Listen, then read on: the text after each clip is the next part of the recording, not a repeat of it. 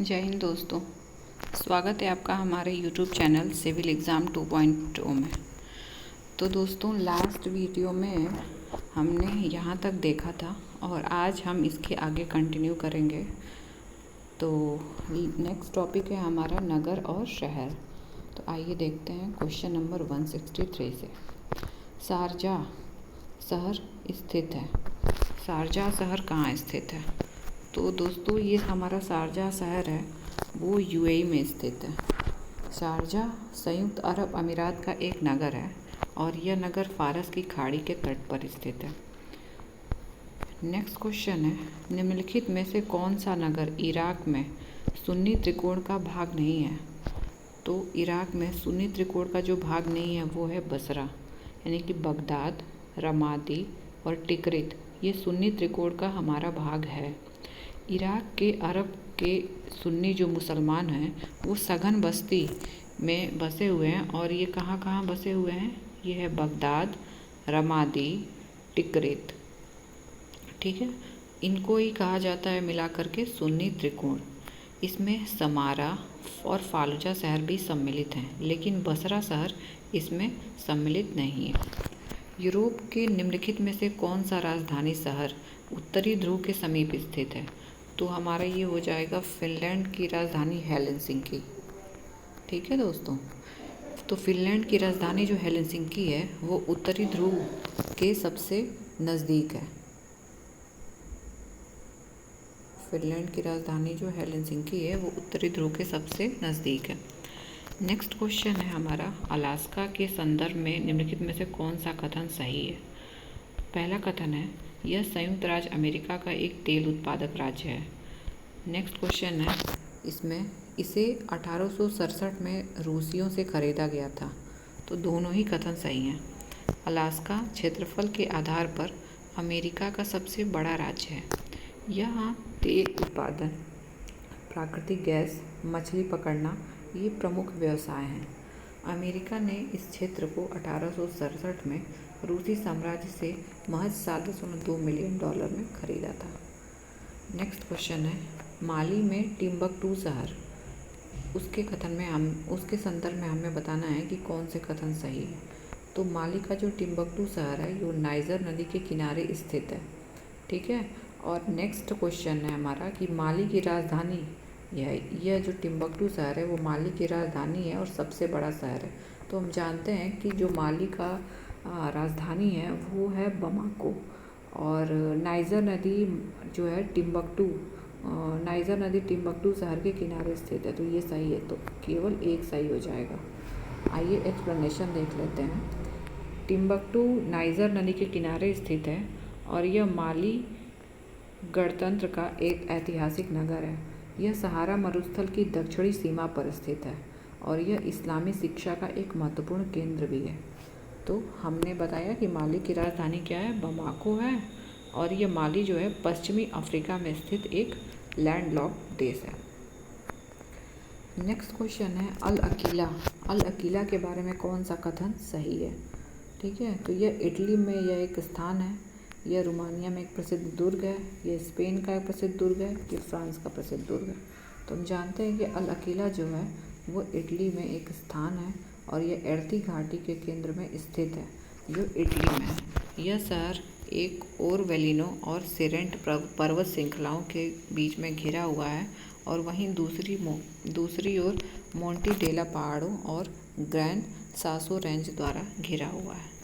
Next question है, निम्नलिखित में से किस देश में यूरमुखी स्थित है? यह है हमारा चाइना में। यूरमुखी चीन में स्थित है और यह क्षेत्र 7वीं से 8वीं शताब्दी के बीच पूर्ण चीनी नियंत्रण में आ गया था और इसको 1949 में यूरमुखी को न केवल क्षेत्रीय राजधानी बल्कि सिंजियांग के सांस्कृतिक केंद्र के रूप में भी औद्योगिक आधार के रूप में विकसित किया गया था। नेक्स्ट क्वेश्चन है, निम्नलिखित में से किसे यूरोप की तेल राजधानी कहा जाता है? तो हम जानते हैं कि यूरोप की तेल राजधानी जो है वो है एबरडीन। तो यूरोप की तेल राजधानी है एबरडीन। नेक्स्ट टॉपिक आ गया हमारा सीमाएं, कि किस देश से या फिर सागर से कौन सा सीमा लगा हुआ है। तो फर्स्ट क्वेश्चन है इसका कि निम्नलिखित में से कौन सा तट मच्छर तट के नाम से जाना जाता है। तो हम जानते हैं दोस्तों कि कैरेबियन सागर से जो लगा हुआ होंडुरास और निकारागुआ का तटीय क्षेत्र है वो मच्छर तट के नाम से जाना जाता है। कैरेबियन सागर से लगा हुआ होंडुरास तथा निकारागुआ के तटीय क्षेत्र को मच्छर तट के नाम से जाना जाता है। इसका स्थानीय नाम मिस्किटो अमेरिंडियन के नाम से रखा गया है। एक और बात मुझे कहनी है दोस्तों कि आप प्लीज़ अगर हमारे चैनल पे नए हैं तो प्लीज़ इस चैनल को सपोर्ट करिए और इसे लाइक शेयर एंड सब्सक्राइब करिए। अगर आप चैनल पे नए हैं तो प्लीज़ सब्सक्राइब ज़रूर कर लीजिए क्योंकि इससे हमारा मोटिवेशन बढ़ेगा।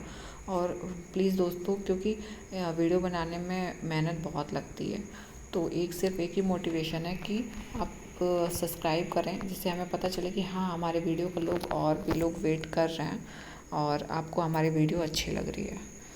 तो आइए इसके आगे देखते हैं। ब्लू फील्ड है एक हमारा निकारागुआ के दक्षिणी कैरेबियन तट का वो है और यह एक स्वायत्त क्षेत्र है और यहाँ का सबसे बड़ा राजधानी और शहर भी है। निम्नलिखित में से कौन सा देश एक लैंडलॉक्ड नहीं है। तो हम जानते हैं कि आर्मेनिया और अजरबैजान और लाओस ये लैंडलॉक्ड हैं, लेकिन जॉर्जिया की सीमा हमारी ब्लैक सागर से लगती है, ब्लैक सी से। तो जो हमारा जॉर्जिया है वो लैंडलॉक्ड नहीं हो जाएगा। तो आर्मेनिया, अजरबैजान और लाओस ये हमारा लैंडलॉक्ड हो जाएगा। नेक्स्ट क्वेश्चन है बाल्टिक गणराज्य में निम्नलिखित में से कौन सा शामिल नहीं है। तो हम जानते हैं कि बाल्टिक गणराज्य में हमारा हो जाएगा एस्टोनिया, लातविया और लिथुआनिया। इसमें सेकंड और फोर्थ ऑप्शन में जो आप देखेंगे वो एस्टोनिया और लातविया दिया हुआ है, तो ये हमारा बाल्टिक गणराज्य हो जाएगा। लेकिन 1 और 3 डेनमार्क और फिनलैंड बाल्टिक गणराज्य नहीं होगा। नेक्स्ट क्वेश्चन है इसमें इंडोनेशिया निम्नलिखित में से किस देश के साथ भूमि साझा नहीं करता है। तो ये हमारा करता है मलेशिया के साथ, तिमोर लिस्ते के साथ, बोर्नियो के साथ, पापुआ न्यू गिनी के साथ। लेकिन इसमें जो ब्रुनेई दिया हुआ है वो बोर्नियो द्वीप पे ही बसा हुआ एक देश है। इसकी राजधानी है बंदर सिटी बेगावन और ये मलेशिया के साथ बॉर्डर शेयर करता है, ना कि इंडोनेशिया के साथ। ये दिए गए विकल्पों में ब्रुनेई की जो सीमा है वो इंडोनेशिया से नहीं लगती है। ब्रुनेई 3 तरफ से मलेशिया से घिरा हुआ है और एक तरफ से ये समुद्र से घिरा हुआ है जो कि है प्रशांत महासागर। और Malaysia, Papua New Guinea, Timor Leste Indonesia के साथ सीमा साझा करते हैं और ये एक दक्षिण पूर्वी एशियाई द्वीपीय देश है। नेक्स्ट क्वेश्चन है निम्नलिखित में से कौन से देश मध्य पूर्व का हिस्सा नहीं है। तो चूँकि ये विवादित क्वेश्चन है तो इसमें जो आंसर है वो एक से ज़्यादा दे दिए गए हैं। तो आइए देख लेते हैं कि मध्य पूर्व में जो शामिल देश हैं वो है Jordan, Israel, Iraq, Iran, Lebanon, Yemen, Qatar, Syria, तुर्की, कुवैत, ओमान, सऊदी अरब, फ़िलिस्तीन, संयुक्त अरब अमीरात एंड साइप्रस। ध्यान रखेंगे कि साइप्रस जो है एक हमारा द्वीप है जो कि साइप्रस की जो राजधानी है निकोसिया है और यह भूमध्य सागर में स्थित है। ऐसे ही हम माल्टा को ध्यान रखेंगे कि माल्टा जो है वो भी हमारा भूमध्य सागर में स्थित है। ऐसे ही बेलियारिक द्वीप समूह है वो भी हमारे भूमध्य सागर में ही स्थित हैं। तो ये तीनों बहुत पूछे जाते हैं कि भूमध्य सागर में ये है कि कहाँ है, प्रशांत महासागर में है कि अटलांटिक महासागर में है। तो इन्हें प्लीज़ ध्यान रखिएगा। नेक्स्ट क्वेश्चन है कि निम्नलिखित देशों में से कौन अफ्रीका के पश्चिमी तट पर नहीं स्थित है। तो ये हमारा हो जाएगा गैबॉन, लाइबेरिया एंड अंगोला। आप देखेंगे बोत्सवाना जो है वो साउथ अफ्रीका के पास, जाम्बिया, जिम्बाब्वे, बोत्सवाना ये सब पास में है और ये दक्षिण अफ्रीका के जस्ट सटा हुआ देश है, बिल्कुल नीचे। तो ये पश्चिमी तट पर स्थित नहीं है अफ्रीका के, इसलिए आंसर हो जाएगा हमारा बोत्सवाना।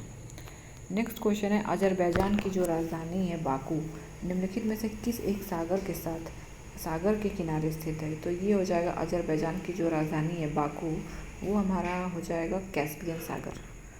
आइए एक्सप्लेनेशन देख लेते हैं। अजरबैजान की राजधानी बाकू कैस्पियन सागर के किनारे स्थित है और कैस्पियन सागर जो मध्य एशिया में स्थित एक झील है, यह क्षेत्रफल के हिसाब से विश्व की सबसे बड़ी झील है। इस झील के किनारे पर रूस, ईरान, अजरबैजान, कजाकिस्तान और तुर्कमेनिस्तान स्थित है। विश्व का सर्वाधिक लंबी तट वाला देश कौन सा है। तो इसका आंसर हो जाएगा कनाडा। विश्व का सर्वाधिक लंबी तट रेखा वाला देश जो है वो कनाडा है। इसके अतिरिक्त लंबी तट रेखा वाले देशों में इंडोनेशिया, ऑस्ट्रेलिया, जापान, चीन भी आते हैं। निम्नलिखित में से किस देश समूह की सीमा जो है वो इजराइल से लगी हुई है? तो इसका आंसर हो जाएगा लेबनान, सीरिया, जॉर्डन और मिस्र। इनकी सीमा इजराइल से लगी हुई है। निम्नलिखित में से कौन से देश स्लोवाकिया के पड़ोसी देश हैं? तो इसका आंसर हो जाएगा चेक गणराज्य, हंगरी और ऑस्ट्रिया।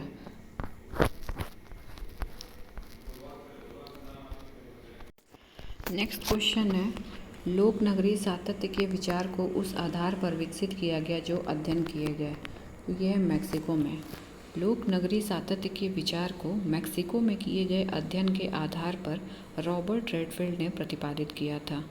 नेक्स्ट क्वेश्चन है, निम्नलिखित में से कौन सही सुमेलित नहीं है? रेडक्लिफ लाइन वो भारत और पाकिस्तान के बीच में है, ये सही है। मैकिनॉट लाइन जो है वो फ्रांस और जर्मनी के बीच में है, ये भी सही है। डूरंट रेखा ये हमारी भारत और अफ़गानिस्तान के बीच में है, तो ये गलत हो जाएगी। और हिंडनबर्ग रेखा पोलैंड और जर्मनी के बीच में है, ये सही है। नेक्स्ट क्वेश्चन है, अफ़गानिस्तान की सीमा किसके साथ उभयनिष्ठ नहीं है? तो ये हो जाएगी उज़्बेकिस्तान, तजाकिस्तान, तुर्कमेनिस्तान, कजाकिस्तान, इन सब के साथ उभयनिष्ठ है, लेकिन रूस के साथ उभयनिष्ठ नहीं है। निम्नलिखित में से कौन सा देश भारत के साथ सबसे लंबी स्थलीय सीमा बनाता है? तो वो हो जाएगा बांग्लादेश। तो बांग्लादेश के बाद हो जाएगा चाइना, चाइना के बाद हो जाएगा पाकिस्तान, पाकिस्तान के बाद हो जाएगा नेपाल। तो आप ये क्रम भी ध्यान रखेंगे। निम्नलिखित नदियों में से कौन अंतर्राष्ट्रीय सीमा नहीं बनाती है? तो इसमें एक से अधिक आंसर है। इसमें हो जाएगा रियो ग्रांडे और राइन नदी भी अंतर्राष्ट्रीय सीमा बनाती है फ्रांस और जर्मनी के बीच में, और रियो ग्रांडे नदी जो बनाती है वो यूएसए एंड मैक्सिको के बीच में बनाती है। तो सी एंड डी दोनों आंसर इसमें सही हैं। राइन नदी जर्मनी और फ्रांस के बीच अंतर्राष्ट्रीय सीमा बनाती है। राइन नदी जर्मनी की व्यापारिक नदी मानी जाती है। वहाँ पर इस नदी द्वारा व्यापार के क्षेत्र में सहायता ली जाती है। इस नदी को अनेक नहरों द्वारा जर्मनी के अन्य भागों की नदियों से जोड़ा गया है। सिंधु नदी हिमालय के मानसरोवर से निकलती है और भारत में बहने के बाद पाकिस्तान में प्रवेश करती है और अंततः अरब सागर में मिल जाती है। नील नदी मिस्र की प्रमुख नदी है और इसी पर आसवान डैम बनाया गया है। रियो ग्रांडे नदी अमेरिका और मैक्सिको के बीच सीमा बनाती है। इस प्रकार राइन और रियो ग्रांडे नदी अंतर्राष्ट्रीय सीमा बनाती हैं। नेक्स्ट क्वेश्चन है कि जाम्बिया की सीमा उभयनिष्ठ नहीं है। तो जाम्बिया की सीमा उभयनिष्ठ है नामीबिया से, तंजानिया से और अंगोला से, बोत्सवाना से नहीं है। जाम्बिया की सीमा बोत्सवाना से उभयनिष्ठ नहीं है। जाम्बिया दक्षिणी अफ्रीका का एक लैंडलॉक्ड देश है। इसकी राजधानी लुसाका है और इसके उत्तर में कांगो, उत्तर पूर्व में तंजानिया, पूर्व में Malawi, Mozambique, Zimbabwe, Botswana, Namibia, दक्षिण में और अंगोला पश्चिम में स्थित है। निम्नलिखित में से कौन सी अफ्रीकी देशों का दक्षिण से उत्तर की ओर सही क्रम है? तो इसमें दक्षिण से उत्तर सबसे नीचे आप जाएंगे तो हो जाएगा दक्षिण से उत्तर की ओर। तो नाइजीरिया तो उत्तर में है और अल्जीरिया उसके उत्तर में है। तो दक्षिण में सबसे आ जाएगा दक्षिण अफ्रीका, फिर उसके ऊपर है तंजानिया, तंजानिया के ऊपर है नाइजीरिया और नाइजीरिया के ऊपर हो जाएगा अल्जीरिया। तो इसका आंसर ए सही हो जाएगा। नेक्स्ट क्वेश्चन है, नेक्स्ट टॉपिक आ गया है विश्व के प्रमुख नगर और भौगोलिक उपनाम। तो फर्स्ट क्वेश्चन है इसका कि निम्नलिखित में से कौन सा एक शहर दजला फरात यानी कि टिग्रिस नदी के किनारे पर स्थित नहीं है? तो इसका आंसर हो जाएगा मोसुल है, सामरा है, बगदाद है, लेकिन किरकुक नहीं है। किरकुक के साथ आप ध्यान रखेंगे अरबिल भी एक शहर है जो दजला फरात नदी के किनारे स्थित नहीं है। तो मोसुल, सामरा, बगदाद स्थित है किनारे पर, लेकिन किरकुक एंड अरबिल स्थित नहीं है। निम्नलिखित में से कौन सा देश काला सागर के तट पर स्थित नहीं है? तो हम जानते हैं कि जॉर्जिया स्थित है, टर्की है, बुल्गारिया है, लेकिन सीरिया स्थित नहीं है। काला सागर के तट पर सीरिया स्थित नहीं है। काला सागर के पश्चिम में बुल्गारिया, रोमानिया और उत्तर पूर्व में रूस और यूक्रेन दक्षिण में तुर्की और काला सागर के पूर्व में जॉर्जिया तथा कॉकेसस की पर्वतमालाएं स्थित हैं। निम्नलिखित नगरों में से कौन सा श्वेत नील यानी कि वाइट नील एंड ब्लू नील के संगम पर स्थित है? तो इसमें हो जाएगा सूडान की जो राजधानी है खार्तूम, वो नीली नील और वाइट नील के संगम पर स्थित है। और ये नील नदी जो है वो इसको मिस्र का वरदान भी कहा जाता है। नील नदी का मुहाना भूमध्य सागर में स्थित है। नेक्स्ट क्वेश्चन है कि निम्नलिखित शहरों में से कौन फारस की खाड़ी पर स्थित नहीं है? तो फारस की खाड़ी पर स्थित नहीं है। इसमें से 3 और 4 यानी कि बसरा और जिद्दा फारस की खाड़ी पर स्थित नहीं है। दुबई व दोहा शहर फारस की खाड़ी के किनारे स्थित हैं, जबकि जिद्दा लाल सागर के तट पर और बसरा शत अल अरब नदी के तट पर स्थित है। तो फारस को खाड़ी के किनारे स्थित देश कौन कौन से हो जाएगा? ईरान, इराक, कुवैत, सऊदी अरब, संयुक्त अरब अमीरात, बहरीन और कतर। नेक्स्ट क्वेश्चन है पराग्वे, चाओ फ्राया, जायरे और सीन। और दूसरी तरफ मिलान करना है नगर से पेरिस, किंशासा, बैंकॉक और असेंशियन। तो पेरिस की राजधानी हो जाएगी पेरिस जो है वो सीन नदी के किनारे है। किंशासा जो है जायरे या कांगो नदी के किनारे है। बैंकॉक जो है वो थाईलैंड की राजधानी जो बैंकॉक है वो चाओ फ्राया नदी के किनारे है। और पराग्वे की जो राजधानी है असेंशियन वो पराग्वे नदी के किनारे है। नेक्स्ट है मिलान करना है कि ऑरोविले जो है वो पौंडीचेरी में स्थित है। बैकानूर जो है यूक्रेन में, ये गलत हो जाएगा। बैकानूर हमारा स्थित है कजाकिस्तान में बैकानूर। और बांडुंग जो है वो इंडोनेशिया में स्थित है। और बट्टी कलोवा हमारा श्रीलंका में स्थित है। तो आइए देख लेते हैं। ऑरोविले जो है वो पौंडीचेरी में स्थित है, बैकानूर कजाकिस्तान में है, बांडुंग जो है वो इंडोनेशिया में है, बट्टी कलोवा जो है वो श्रीलंका में है। झुकी मीनार के लिए प्रसिद्ध पीसा स्थित है। तो झुकी मीनार के लिए प्रसिद्ध पीसा कहाँ है? इटली में है। इटली में स्थित पीसा की जो मीनार है वो अपने अच्छे से झुकी हुई है। और ये एफिल टावर पेरिस फ्रांस में स्थित है। नेक्स्ट क्वेश्चन है हमारा सूर्योदय का देश जापान में। सूर्योदय का देश जो है वो उसको किस देश को सूर्योदय का देश के नाम से जाना जाता है? तो ये हो जाएगा हमारा जापान। जापान को हम सूर्योदय का देश भी कहते हैं। इसी तरह नॉर्वे को कहते हैं अर्धरात्रि के सूर्य का देश। जापान को कहते हैं उगते सूर्य का देश, सूर्योदय का देश या निप्पन। ब्रिटेन को कहते हैं डूबते सूर्य का देश। और फिनलैंड को कहते हैं झीलों का देश। संयुक्त राज्य अमेरिका के किस राज्य को ब्लू ग्रास स्टेट भी कहा जाता है? तो संयुक्त राज्य अमेरिका के जो केंटुकी है उसको ब्लू ग्रास स्टेट कहा जाता है। और संयुक्त राज्य अमेरिका के कैलिफोर्निया राज्य को हम क्या कहते हैं? फिल्मी नगरी यानी कि हॉलीवुड यहाँ पे स्थित है। निम्नलिखित में से किसे विश्व का चीनी का कटोरा कहा जाता है? तो क्यूबा को विश्व का चीनी का कटोरा कहा जाता है। क्यूबा की उष्ण और नम जलवायु गन्ने के उत्पादन के लिए उत्तम है। और यहाँ का हवाई द्वीप गन्ने के प्रति हेक्टेयर उत्पादन में विश्व के प्रथम श्रेणी में स्थान रखता है।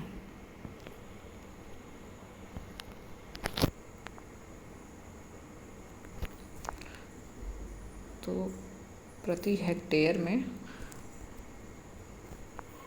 उत्पादन में विश्व में प्रथम श्रेणी में स्थान रखता है। निम्न में से किस नगर को पूर्व का मैनचेस्टर कहते हैं? तो पूर्व का मैनचेस्टर हम ओसाका को कहते हैं। क्यों कहते हैं मैनचेस्टर? मैनचेस्टर एक लंदन में स्थित शहर है जो हमारा सूती वस्त्र उद्योग के लिए फेमस है। इसीलिए ओसाका जो जापान में स्थित है इसको हम पूर्व का मैनचेस्टर कहते हैं। नेक्स्ट क्वेश्चन है टर्की या जो अब इसका नाम बदल के तुर्की हो गया है, इसको हम टर्की का जो कौन सा नगर है उसको हम पश्चिम का द्वार कहते हैं। तो इस्तांबुल, टर्की का इस्तांबुल नगर पश्चिम का द्वार कहलाता है। और टर्की का 98% जो भाग है वो एशिया महाद्वीप में स्थित है और 2% जो भाग है वो यूरोप महाद्वीप में पड़ता है। यह दोनों महाद्वीप प्रवेश का द्वार है। इस्तांबुल 3 तरफ से एक मरमरा सागर, वास्तोरस जल संधि और गोल्डन हॉर्न जैसी जलीय क्षेत्रों से घिरा हुआ है। राजाओं की घाटी किसको कहते हैं? तो इसका आंसर हो जाएगा मिस्र। मिस्र को राजाओं की घाटी कहा जाता है। मिस्र अपनी प्राचीन सभ्यता के लिए जाना जाता है। गीजा पिरामिड परिसर और महान स्फिंक्स जैसे प्रसिद्ध स्मारक यहीं पर स्थित हैं। मिस्र पुरातात्विक अध्ययन का एक महत्वपूर्ण केंद्र है और यहाँ के शासक को फ़ारो नाम से जाना जाता था। आइए नेक्स्ट टॉपिक आ गया हमारा भूगर्भीय इतिहास और शैल तंत्र। तो आइए देख लेते हैं, पृथ्वी की आयु निर्धारित करने में निम्नलिखित में से कौन सी विधि का प्रयोग किया जाता है दोस्तों? तो इसका आंसर हो जाएगा यूरेनियम डेटिंग। इसी प्रकार अगर पूछा जाता है कि जीवाश्मों का अध्ययन करने के लिए किस विधि का उपयोग किया जाता है, तो उसका आंसर हो जाएगा कार्बन डेटिंग। तो आप दोनों ये फैक्ट याद रखिएगा। नेक्स्ट क्वेश्चन है कि निम्नलिखित महाद्वीपों में से कौन सा गोंडवाना लैंड का भाग नहीं है? तो हम जानते हैं कि उत्तरी अमेरिका, यूरोप और एशिया अंगारा लैंड के भाग हैं। बाकी इसको छोड़कर सभी महाद्वीप गोंडवाना लैंड के भाग हैं, जिसमें हमारा प्यारा भारत भी स्थित है। तो उत्तरी अमेरिका इसका आंसर हो जाएगा। कार्बोनिफेरस युग में विश्व के समस्त भूखंड एक ही स्थलखंड के रूप में था, जिसे हम पेंजिया के नाम से जानते थे। और पेंजिया के चारों तरफ जो विशाल महासागर स्थित था, उसको क्या कहा जाता था? उसको पैंथालासा कहा जाता था। और पेंजिया के उत्तरी भाग में उत्तरी अमेरिका, यूरोप और एशिया को लॉरेशिया के रूप में जाना जाता है। और दक्षिणी भाग में दक्षिणी America, Africa, Madagascar, Bharat, Australia और अंटार्कटिका, ये सभी गोंडवाना लैंड आपस में जुड़े हुए थे। नेक्स्ट क्वेश्चन है कि पृथ्वी पर मूलतः एक ही विशाल भूखंड था, जिसे हम क्या कहते थे? तो अभी हमने देखा कि पृथ्वी पर जो विशाल भूखंड था उसको हम पेंजिया कहते थे, और पेंजिया के चारों तरफ जो सागर लगा हुआ था उसको पैंथालासा कहा जाता था। डायनासोर जो थे वो किस काल में थे वो पूछा गया है। तो ये है मेसोजोइक सरीसृप थे। डायनासोर एक सरीसृप है, ये ध्यान रखिएगा। तो डायनासोर एक विशालकाय सरीसृप थे जो कि मेसोजोइक महाकल्प के अंतर्गत मुख्यतः जुरैसिक काल में पाए गए। मेसोजोइक कल्प की जो अवधि है वो आपसे नहीं पूछी जाएगी, आप इसको मत याद रखिए। इसको हम देख लेते हैं कि ये रेंगने वाले जीवों की संख्या इसमें अधिक विद्यमान थी किस काल में? मेसोजोइक काल में। और मेसोजोइक काल को 3 भागों में बांटा गया है, ट्रायसिक, जुरैसिक एंड क्रिटेशियस। तो इसमें जुरैसिक काल जो था वही डायनासोर का ही काल था। अगर मेसोजोइक काल में भी पूछ ले तो उसका आंसर हो जाएगा जुरैसिक काल। नेक्स्ट क्वेश्चन है कि निम्नलिखित में से किस युग में पृथ्वी लगभग बर्फ से ढकी हुई थी? तो हम जानते हैं कि जो प्लीस्टोसीन काल है उसमें पृथ्वी जो है पूर्णतः बर्फ से ढकी हुई थी। प्लीस्टोसीन युग में तापमान का स्तर इतना नीचे आ गया था कि संपूर्ण उत्तरी अमेरिका, उत्तरी अफ्रीका, यूरोप, आर्कटिक और अंटार्कटिक बर्फ की एक मोटी चादर से ढक गए। और इसी चरण को हम किस युग की संज्ञा देते हैं? हिम युग की संज्ञा देते हैं। दोस्तों, अगर आप प्लीज़ मेरे चैनल पे नए हैं तो प्लीज़ मेरे चैनल को सब्सक्राइब कर लीजिए ताकि मुझे भी मोटिवेशन मिले। एंड अगर आपको कुछ भी पूछना है इस वीडियो में, अगर आपको मैं कोई भी अगर फैक्ट या कोई भी कॉन्सेप्ट समझ में नहीं आता है, अगर आपको पूछना है तो आप मुझे कमेंट बॉक्स में लिख सकते हैं और उसका रिप्लाई मैं आपको ज़रूर करूँगी। आइए देखते हैं नेक्स्ट क्वेश्चन को। भूपर्पटी पर द्रव्यमान प्रतिशत के रूप में कौन सा एक सर्वाधिक मात्रा में पाया जाता है? तो हम जानते हैं कि ऑक्सीजन के बाद सिलिकॉन के बाद एल्यूमिनियम। तो आप 3 याद रखिएगा, top 3 oxygen, silicon and aluminium. तो इसमें आंसर हो जाएगा ऑक्सीजन। लेकिन अगर समस्त पृथ्वी पर पूछा जाता है, इसमें चूँकि पूछा गया है कि भूपर्पटी पर बताना है, भूपर्पटी में सबसे ज़्यादा कौन से एलिमेंट स्थित है, तो इसका आंसर हो जाएगा ऑक्सीजन। लेकिन अगर समस्त पृथ्वी की बात अगर की जाए तो लोहा जो है वो सबसे ज़्यादा पाया जाता है। ठीक है। नेक्स्ट क्वेश्चन है हमारा कि पृथ्वी का सर्वाधिक आयतन और द्रव्यमान कहाँ पाया जाता है? तो हम जानते हैं कि पृथ्वी का सर्वाधिक आयतन और द्रव्यमान जो है वो मेंटल में पाया जाता है। ठीक है। और यह इसकी मोटाई जो है पृथ्वी के समस्त अर्धव्यास के आधे से कम है, परंतु पृथ्वी के समस्त आयतन का 83% है और द्रव्यमान का 68% जो है मेंटल में ही व्याप्त है। सॉरी दोस्तों। नेक्स्ट क्वेश्चन है गुटेनबर्ग असंबद्धता किसके किसके बीच में पाई जाती है? तो हम जानते हैं कि सबसे ऊपर पाई जाती है कोनराड असंबद्धता, उसके बाद मोहो के बाद हमारी पाई जाती है रेपटी के बाद हमारा है गुटनबर्ग के बाद हमारा होता है लेहमन। तो गुटेनबर्ग हमारा है निचले मेंटल और आउटर कोर के बीच में। तो इसका आंसर हो जाएगा सी। आप ध्यान रखिएगा क्योंकि ये पूछा जाता है। तो सबसे पहले आप याद रखिए, जैसे एक ट्रिक से मैंने याद कर रखा है कि CM राहुल गांधी लल्लू। तो C for Konrad, M for Moho, R for रेपटी, G for Gutenberg and L for lemon. तो CMRJ लल्लू से याद रखिएगा आप।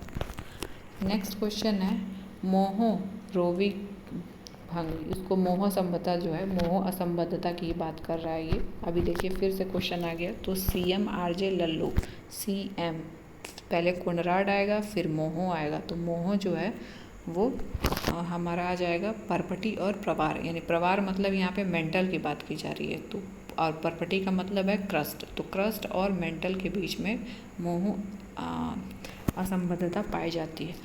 तो क्रस्ट हम जानते हैं, क्रस्ट दो भागों में विभाजित है, ऊपरी क्रस्ट निचली क्रस्ट। ऐसे ही मेंटल को दो भाग में बांट दीजिएगा, ऊपरी मेंटल निचला मेंटल एंड आउटर कोर और इनर कोर। ये दो भागों में कोर विभाजित है। तो और इनके बीच में आप सारी असंबद्धताओं को लगा दीजिएगा। जैसे ऊपरी क्रस्ट निचले क्रस्ट के बीच में हमारा कोनराड आएगा। ऐसे ही CMRJ लल्लू, अब मैंने आपको अभी जो ट्रिक बताया CMRJL से याद रखिएगा, RGL से, सॉरी। नेक्स्ट क्वेश्चन है कि निम्नलिखित में से कौन सा भूगर्भिक चक्र का भाग है। तो हम जानते हैं कि जो जलीय चक्र है वो भूगर्भिक चक्र का भाग है। जलीय चक्र के अंतर्गत वाष्पीकरण वर्षण की प्रक्रिया द्वारा जीवमंडल दो महत्वपूर्ण संगठकों स्थल मंडल और अजल मंडल के बीच विभाजित है और जल का आदान प्रदान होता रहता है जलीय चक्र के द्वारा। तो ये भूगर्भिक चक्र का एक भाग है। निम्नलिखित में से किसे आप कायांतरित चट्टानों यानी कि मेटामॉर्फिक चट्टान से संबद्ध करेंगे। तो इसका आंसर हो जाएगा गार्नेट या तांबड़ा भी कहते हैं इसको। ये कायांतरित या रूपांतरित चट्टान है। ध्यान रखिएगा दोस्तों, ग्रेनाइट, बेसाल्ट और नीस ये हमारी आग्नेय चट्टानें होती हैं। और आग्नेय चट्टानें हमारी जो होती हैं वो प्राथमिक चट्टानें होती हैं और इनमें जीवाश्म नहीं पाए जाते हैं। ठीक है दोस्तों, चूँकि जीवाश्म नहीं पाए जाते हैं इसलिए परत ये हीन चट्टानें होती हैं। क्योंकि इसमें ये प्राथमिक चट्टानें हैं, इसमें ज्वालामुखी की घटना से भी ये प्राथमिक चट्टानें बनी होती हैं। तो अभी तुरंत की चट्टानें इसमें आग्नेय यानी कि इतना ज़्यादा तप्त ये होती हैं चट्टानें कि इसमें जीवाश्म बिल्कुल भी बच ही नहीं पाते हैं। इसलिए जीवाश्म नहीं होते हैं और इसमें ये चूँकि ये चट्टानें जो होती हैं वो रवेदार होती हैं और इनमें रंध्राकाश जो होते हैं, रंध्र का जो आकार होता है वो छोटा छोटा होता है। तो ग्रेनाइट, बेसाल्ट और नीस चट्टानें जो होती हैं वो आग्नेय चट्टानें होती हैं। इसी प्रकार हमारी अवसादी या रूपांतरित चट्टानें जो होती हैं, अवसादी चट्टानें जो होती हैं वो इनमें जीवाश्म की मात्रा पाई जाती है और रंध्र विहीन होते हैं, ये याद रखिएगा। जैसे कि इसमें आ जाएगा हमारा डोलेमाइट और आ जाएगा इसमें चूना पत्थर, बलुआ पत्थर। ठीक है दोस्तों, और ये जीवाश्म युक्त चट्टानें होती हैं, ये भी याद रखिएगा। नेक्स्ट क्वेश्चन है हमारा कि कौन सा कथन इसमें से असत्य है। तो भौमिकी दृष्टि से प्रायद्वीपीय क्षेत्र भारत का सबसे प्राचीन भाग है। हाँ, ये बात सही है, प्रायद्वीपीय क्षेत्र जो है भारत का सबसे प्राचीन भाग है। हिमालय विश्व में सबसे नवीन फोल्डेड यानी कि वलित पर्वतों को प्रदर्शित करता है, तो ये भी सही है। भारत के पश्चिमी समुद्र तट का निर्माण नदियों की जमाव क्रिया द्वारा हुआ है, तो ये कथन गलत हो जाएगा क्योंकि पश्चिमी समुद्र तट का निर्माण नदियों की जमाव प्रक्रिया द्वारा नहीं हुआ है। हम जानते हैं कि पश्चिमी समुद्र तट यानी कि अरब सागर में भारत के पश्चिमी तट पर जो अरब सागर है उसमें गिरने वाली नदियाँ एस्चुरी या ज्वारनद मुख बनाती हैं, इसलिए जमाव प्रक्रिया द्वारा नहीं हुआ है। ठीक है, जबकि पूर्वी तट की ओर गिरने वाली नदियाँ हमारी डेल्टा बनाती हैं, इसलिए जमाव प्रक्रिया द्वारा निर्मित हुआ है। यानी कि इसका आंसर पूर्वी तट यहाँ पर होता तो सही हो जाता। नेक्स्ट है कि भारत में गोंडवाना शिलाओं में कोयले का बृहत्तम भंडार है। तो हाँ, ये बात सही है कि भारत में गोंडवाना शिलाओं में कोयले का एक बृहत्तम भंडार है। भारत के पश्चिमी समुद्र तट का निर्माण नदियों के जमाव क्रिया द्वारा नहीं बल्कि पश्चिमी तट की अधिकांश नदियाँ छोटी और तीक्ष्णगामी हैं जो डेल्टा का निर्माण न करके ज्वार नरमुख का निर्माण करती हैं। भारत के पश्चिमी समुद्र तट का निर्माण नदियों के जमाव क्रिया द्वारा न होकर के कगार द्वारा हुआ है, जबकि भौमिकीय दृष्टि से प्रायद्वीपीय क्षेत्र भारत का सबसे प्राचीन भाग है।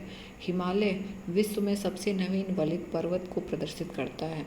भारत में गोंडवाना शिलाओं में कोयले का बृहत्तम भंडार है। कोयला सबसे ज़्यादा कहाँ पाया जाता है? तो गोंडवाना चट्टानों में सबसे ज़्यादा कोयला पाया जाता है। नेक्स्ट क्वेश्चन है कि संगमरमर क्या है? तो हम जानते हैं कि संगमरमर हमारा एक कायांतरित चट्टान है। संगमरमर एक कायांतरित चट्टान है जो कि चूना पत्थर के कायांतरण का परिणाम है और यह अधिकतर कैल्साइट का बना होता है जो कि कैल्शियम कार्बोनेट CaCO3 स्फटिकीय रूप है। यह शिल्पकला के लिए निर्माण अवयव हेतु प्रयुक्त होता है। जो संगमरमर होता है वो कैल्शियम कार्बोनेट का ही एक रूप है। निम्नलिखित में से कौन रूपांतरित चट्टान नहीं है? तो हम जानते हैं कि संगमरमर, क्वार्टजाइट और सिस्ट हमारी रूपांतरित चट्टानें। अभी हमने बताया कि ग्रेनाइट हमारी प्राथमिक चट्टानें होती हैं और ये रूपांतरित चट्टान नहीं है। ग्रेनाइट के साथ हमने बेसाल्ट बताया था और नीस भी बताया था।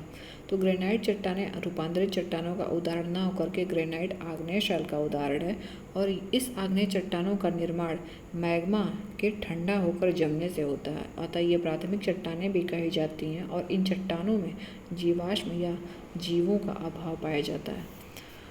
तो आज ये वीडियो हम यहीं तक रखते हैं। नेक्स्ट वीडियो में हम देखेंगे इसके आगे के जो चैप्टर हैं।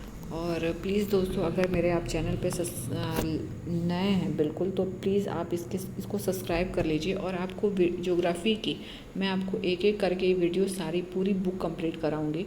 और ज्योग्राफी के बाद हम जब ये सब्जेक्ट ज्योग्राफी, वर्ल्ड ज्योग्राफी ख़त्म होगा तो हम इंडियन ज्योग्राफी स्टार्ट करेंगे या फिर उसके बाद कोई और भी सब्जेक्ट स्टार्ट करेंगे। जैसा आप बताएंगे वो भी स्टार्ट कर लेंगे, कोई प्रॉब्लम नहीं है। तो आप प्लीज़ कमेंट में आप ज़रूर लिख के बताइए कि आपको इसके साथ और कौन सी वीडियो आपको देखनी है।